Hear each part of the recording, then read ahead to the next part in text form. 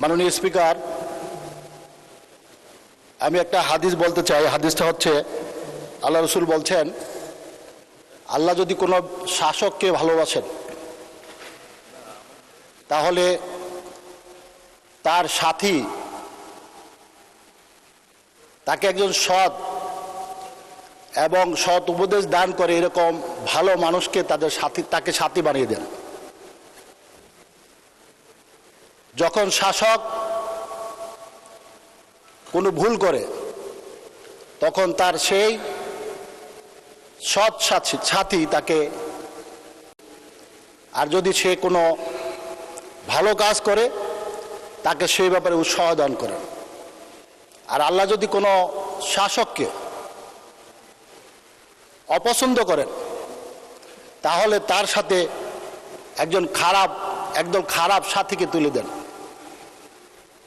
যখন শাসক ভুল করে সাথী চুপ থাকে যাতে শাসক আরো ভুল করতে পারে, আর যখন সে কোনো ভালো কাজ করে সেই কাজের তাকে সে উৎসাহিত করে না। মাননীয় স্পিকার,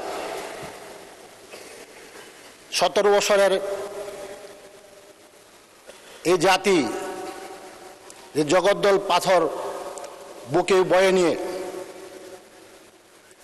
নির্মম শাসন ব্যবস্থার জাতাকলে পিষ্ট ছিল জাতি, তারপর বাংলাদেশের গণতান্ত্রিককামী জনতা, সর্বস্তরের মানুষ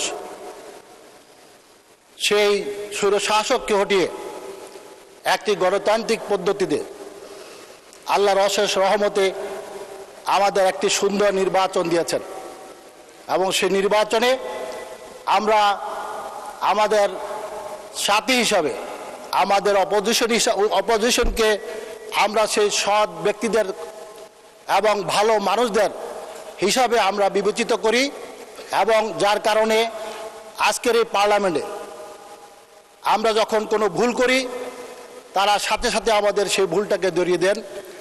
এরকম একজন ভালো মানুষের সাথী হিসাবে আমাদের সাথে মিশিয়ে দেওয়ার জন্য আল্লাহর দরবারে আমরা শুকরিয়া প্রকাশ করছি। মাননীয় স্পিকার, 2026-27 বাজেট অধিবেশনে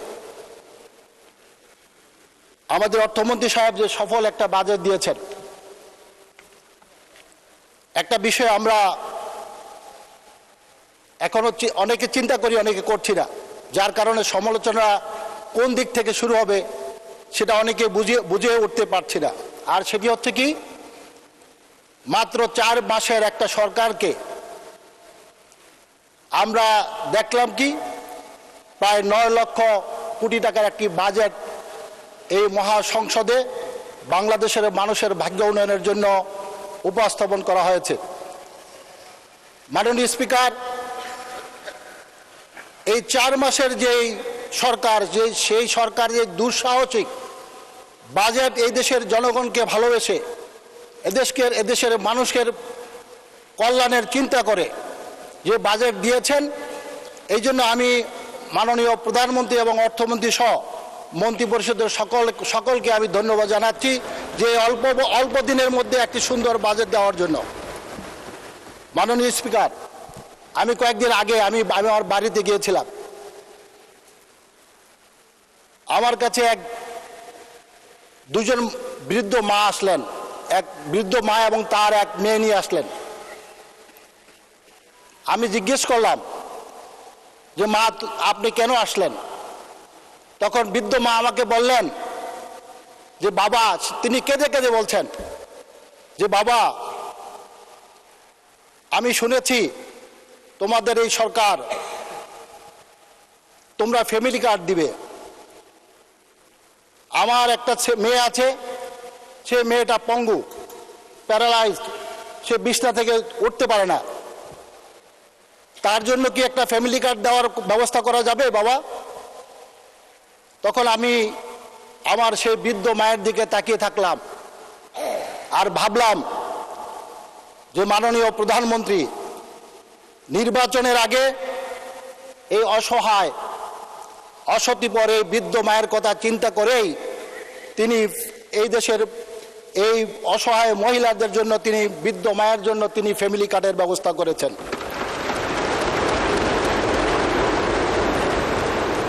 মাননীয় স্পিকার, আমি এই পার্লামেন্টের প্রথম বাজেট অধিবেশনে, আমার জীবনের প্রথম বাজেট অধিবেশনের বক্তব্য, আমি জানি না আমার কোথায় থেকে শুরু করা উচিত আর কোথায় যা শেষ হওয়া উচিত।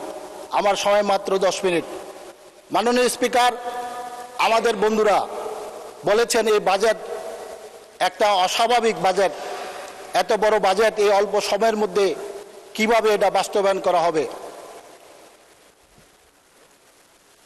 মাননীয় স্পিকার, আল্লাহ কোরআনে সূরা নাজমে বলেন,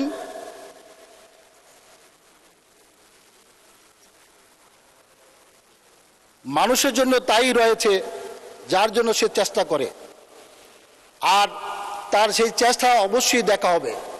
সূরা নাজম আয়াত নম্বর 53, 27 নম্বর পারা। মাননীয় স্পিকার, মাননীয় প্রধানমন্ত্রী, মাননীয় অর্থমন্ত্রী সহ বর্তমান সরকার বাংলাদেশের মানুষের ভাগ্য উন্নয়নের জন্য সর্বোচ্চ চেষ্টাটা করবে, আর বরকত দিবে আল্লাহ। এই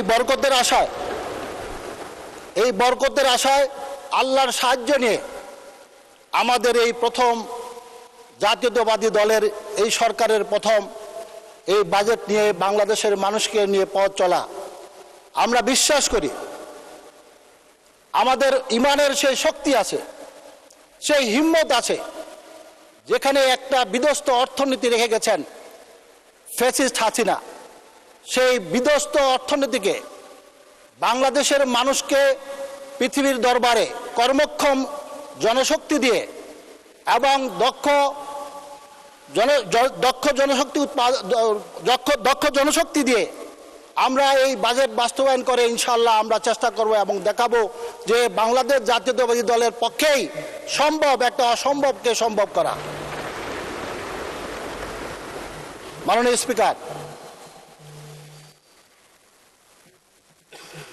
আমার এলাকায় চর এলাকা,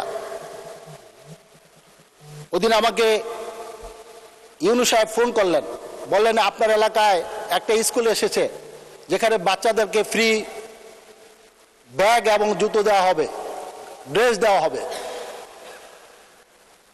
আমি যখন ওই এলাকায় ওই স্কুলের শিক্ষকদেরকে এই সংবাদ পৌঁছে দিলাম যে মাননীয় প্রধানমন্ত্রী আপনাদের ছেলে মেয়েদের জন্য, আপনার স্কুলের ছাত্রছাত্রীদের জন্য ব্যাগ এবং জুতোর ব্যবস্থা করে দিয়েছে, আমরা এখানে সবাই এক এক এলাকার সংসদ সদস্য,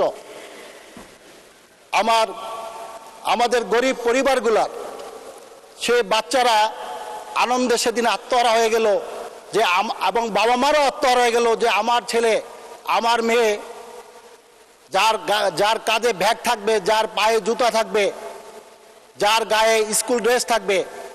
মাননীয় স্পিকার, এটাই হচ্ছে সুষম এবং গণতান্ত্রিক সরকারের একমাত্র উদ্দেশ্য হওয়া উচিত, যেখানে খেটে খাওয়া মানুষগুলো তাকিয়ে আছে সরকারের দিকে।